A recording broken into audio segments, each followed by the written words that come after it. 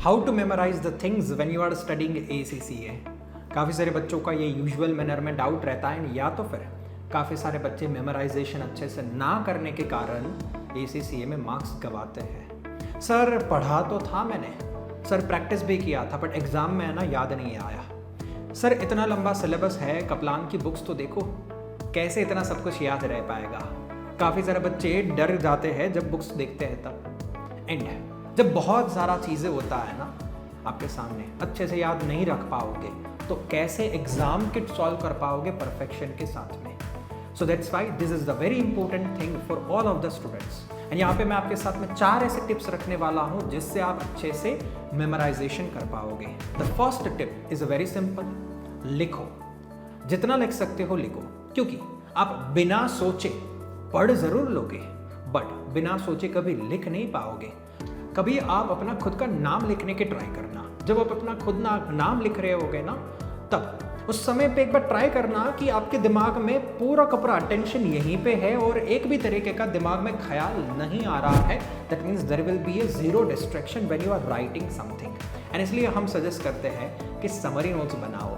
Summary notes बनाओगे तो उस बहाने आपका लिखाई भी हो जाएगा और आपका खुद का हैंड रिटन समरी नोट्स भी बन जाएगा। यस, काफ़ी सारे बच्चे स्टूडेंट्स यहाँ पे लिखने की आलस करते हैं। लोग बोलते हैं कि सर इतना ज़्यादा लिखेंगे, सर हम तो मजदूरी कर रहे हैं। भैया यहाँ पे स्मार्ट बनने की ज़रूरत ही नहीं है। आप ACCA डिग्री लेना चाहते हो, the person should not be a smart, the person should be actually a hard working. So बिना सोचे ऐसा लग रहा है कि सर हम तो गद्दा मजदूरी कर रहे हैं, यहाँ पे इतना सारा क्यों लिखे, ऐसे ख्याल आ रहे हैं ना, तो there will be a difficulty.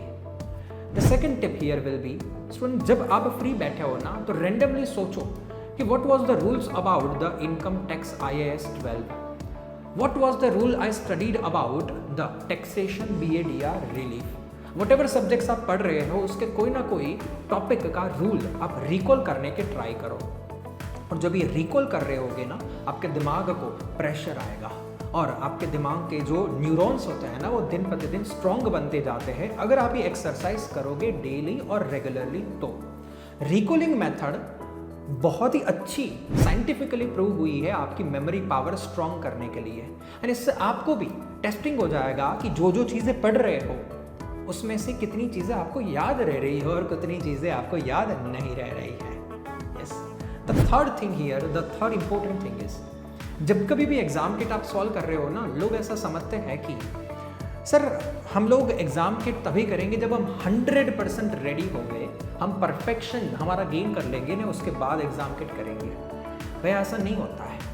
आप एग्जाम किट स्टार्ट कर दो, गलतियां होगी और वो गलतियां ही आपको सिखाएगी कि ये सी गलती फिर से नहीं करनी है।